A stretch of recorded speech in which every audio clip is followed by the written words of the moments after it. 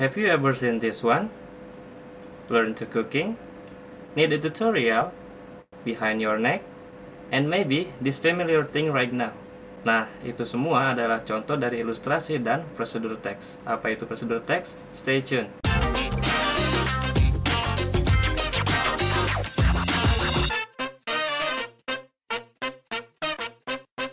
Assalamualaikum warahmatullahi wabarakatuh. What's up all Indonesian English student?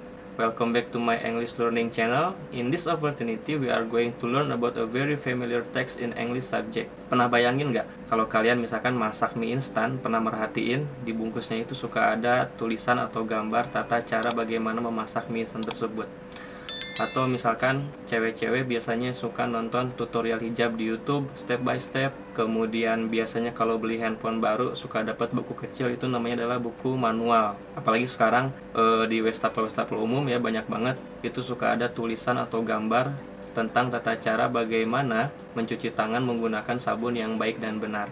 Nah, ternyata itu semua adalah text prosedur, guys. Oke, in English it's called procedure text. Di dalam bahasa Indonesia pun teks prosedur ini biasanya dijelaskan juga atau dipelajari. Jadi kita langsung saja ya, apa itu teks prosedur? Nah, teks prosedur adalah teks yang digunakan untuk mengungkapkan bagaimana melakukan atau membuat sesuatu. Kalau sekarang mungkin lebih populer disebutnya itu sebagai tutorial ya. Kemudian fungsinya, biasanya teks ini digunakan sebagai panduan bagi pembaca untuk menyelesaikan suatu tugas melalui serangkaian langkah.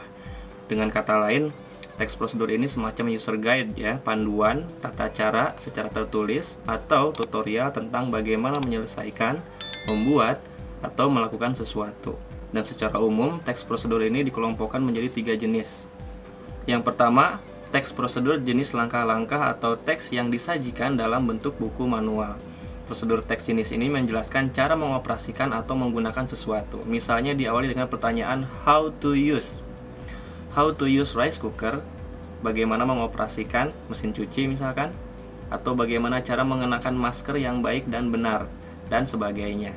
Kedua, teks prosedur berupa instruksi atau perintah, command ya. Teks ini berisi tentang pemberian instruksi untuk melakukan aktivitas tertentu. Misalnya cara memasak mie instan, cara membuat seblak mungkin ya, dan lain-lain. Biasanya diawali dengan pertanyaan how to do or how to make. How to make ati ampela fried rice. Oke, mantap ya. Ketiga, teks prosedur tips atau kiat-kiat. How to be a successful person. How to be a good student. How to be your boyfriend maybe. Oke, jenis teks prosedur ini berisi tentang tips menjalani hidup. Misalnya tadi ya, diawali dengan pertanyaan-pertanyaan bagaimana agar hidup bahagia, bagaimana caranya biar awet muda, bagaimana caranya biar cepat kaya ya, dan sebagainya lah. Oke. Nah, itu tadi jenis-jenis dari teks prosedur. Sekarang kita bahas tentang struktur atau bagian-bagian yang membentuk teks prosedur itu apa aja. Ini saya kasih contoh teksnya ya. Bagian pertama adalah aim, goal atau tujuan. Terletak pada judul teks dan digunakan untuk menyatakan tujuan dari teks tersebut. Contohnya ini, bagaimana cara membuat jus apple? How to make apple juice? Ini semacam resep, dan resep masuk ke dalam kategori teks prosedur jenis instruksi ya. Bagian kedua dalam teks ini adalah bahan dan alat, ingredients or materials. Bagian di mana dicantumkan bahan-bahan atau alat-alat yang diperlukan dalam langkah-langkah melakukan prosesnya nanti. Contohnya di teks pasti ada apel dong ya, sebagai bahan utama pembuatan jus apel tersebut. Tambahannya seperti susu, gula atau madu, dan juga es. Kemudian alat-alatnya adalah blender, gelas, pisau, dan sendok. Kemudian bagian terakhir dan yang paling utama dari teks ini adalah bagian langkah-langkah atau tata cara, step or methods. Bagian ini berisi cara, metode, atau langkah-langkah yang dilakukan untuk mencapai tujuan pada teks tersebut. Contoh pertama ya, first, wash the apple, cuci apelnya. Second, cut the apple in half and remove the seed. Potong apelnya menjadi 2 bagian, kemudian sisihkan bijinya. Dan seterusnya hingga langkah terakhir yaitu penyajian. Nah, itu untuk struktur dari teks prosedur. Ada 3 ya, goals, ingredients, dan juga stepsnya. Kemudian, ciri-ciri kebahasan apa saja yang biasanya digunakan dalam teks prosedur, berikut ulasannya. Pertama, teks prosedur biasanya menggunakan simple present tense. Di contoh teks ditunjukkan dari bentuk kata kerja yang didominasi oleh bentuk kata kerja pertama, seperti wash, cut, remove, put, add, dan lain-lain. Kedua, menggunakan kalimat imperatif. Apa itu imperative sentence? Nanti saya jelaskan secara terpisah ya.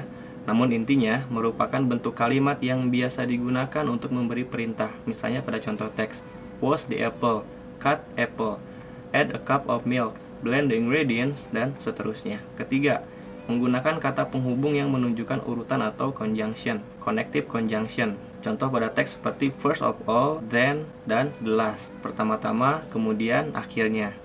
Selanjutnya, teks prosedur juga menggunakan penomoran seperti first, second, third, pertama, kedua, ketiga, dan seterusnya sampai langkah ke-9 pada contoh teks. Kemudian menggunakan action verb atau kata kerja tindakan, misalnya wash, cut, remove, put, add, dan seterusnya. Terakhir, menggunakan kata keterangan or adverbs. Pada contoh teks terdapat kata half, small fish, overeat, dan juga kalimat ready to drink.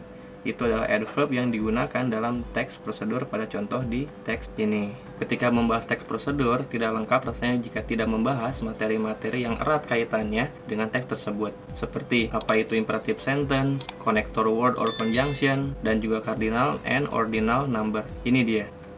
Pertama, imperative sentence. Apa itu kalimat imperatif? Adalah tipe kalimat yang digunakan untuk memberikan perintah, peringatan, nasihat, instruksi atau petunjuk, permintaan, dan atau saran. Banyak ya. Pada umumnya kalimat imperatif tidak menggunakan subjek karena dianggap sudah dimengerti oleh pembacanya. Verb yang digunakan pun bentuknya dari kata kerja dasar tanpa tambahan s or is. Kata please juga bisa ditambahkan di awal atau di akhir imperative sentence. Perhatikan jenis dan juga contoh kalimat dari kalimat imperatif berikut. Ada 4 jenis imperative sentence. Pertama, berupa perintah atau command. Contoh kalimatnya come in, masuklah. Kedua, berupa permintaan atau request ya. Contoh, let me alone please, biarkan aku sendiri. Ketiga, jenis instruksi beserta contohnya lah ya. Silahkan di screenshot, pelajari sendiri bagian ini, atau nanti saya sediakan link juga agar bisa di-download materi kita hari ini. Jenis terakhir dari imperative sentence ini adalah advice atau saran. Contoh kalimatnya, be yourself and stay humble, dan lain-lain. Next adalah tentang kata sambung, connector or conjunction. Ini digunakan untuk memberi instruksi secara berurutan. Tujuannya untuk menunjukkan kepada seseorang bagaimana melakukan atau membuat sesuatu. Konektor di sini lebih kepada menunjukkan urutan instruksi atau instruksi yang berurutan. Berikut adalah beberapa contoh dari sentence konektor. Ada yang berbentuk kata dan juga frasa atau kalimat tidak lengkap ya. Seperti first of all, then, next, after that, finally, meanwhile, dan seterusnya, first, second, third, fourth.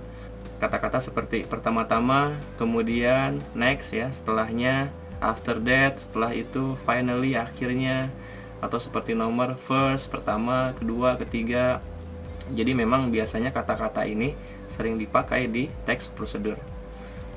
Terakhir tentang cardinal number and ordinal number. Apa itu ordinal dan cardinal number ya? Cardinal number dan ordinal number keduanya merupakan klasifikasi atau pengelompokan kata dalam bentuk angka atau nomor. Cardinal number adalah kelompok angka yang menyatakan kuantitas atau jumlah. Sedangkan ordinal number merupakan sekelompok angka yang menyatakan urutan atau tahapan. Berikut adalah tabel contoh sebagian dari cardinal number dan ordinal number. Nah, ini juga sama, di-download aja, silahkan ya, dipelajari sendiri.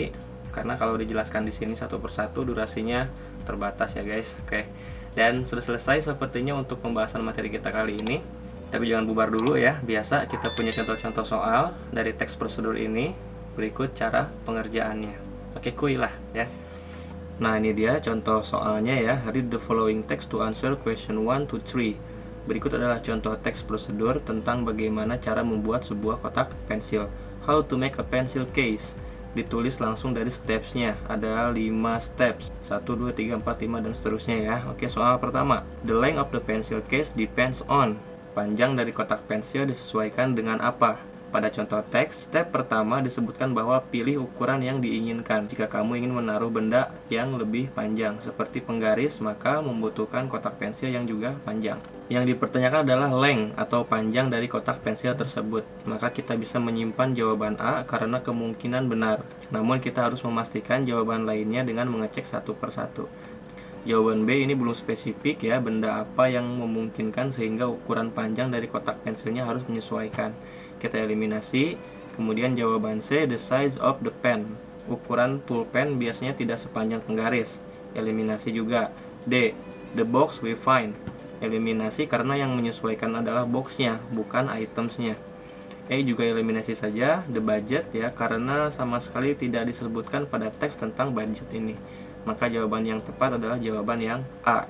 The ruler we have.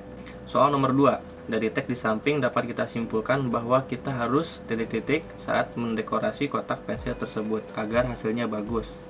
From the text beside, we can conclude that we have to be blah blah blah in decorating the box to have a good result. Jawaban yang mungkin adalah kata kerja atau keterangan.